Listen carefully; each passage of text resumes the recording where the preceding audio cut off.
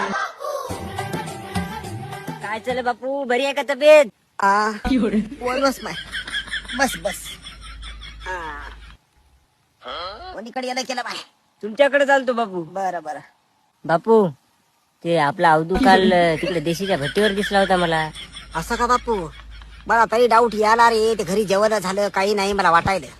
अहो, घरी कसं जेवलो बापू? सारखं धाब्यावर अंडा कढी खायची सवय लागली. घरी वरण भात खाते का ती?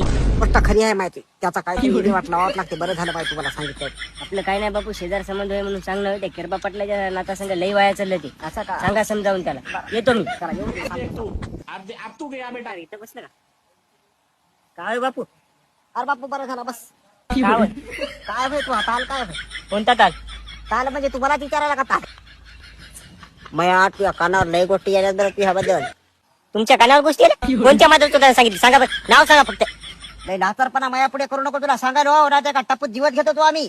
कोणतं माझं म्हणलं? फक्त काय म्हणलं सांगा मला. म्हणजे नाव तरी सांगा फक्त. दारू पियाला म्हणून कानावर आला माया तू. I my. आय माय करा काय झालं? अशाला लगर होणार नाही. गावामध्ये 40-40 वर्षाचे सांडे पडले. त्या डोळ्यात माती गेली का? दिसणार का तुला? आंबेडकरांना लावतो म्हणून मी 12 वाजता येत होतो. आता पहिले तरी अर्धारी मारत होतो. आता 1.5 काढतो, फुल मारून येतो. संध्याकाळी दाखवतो तुला.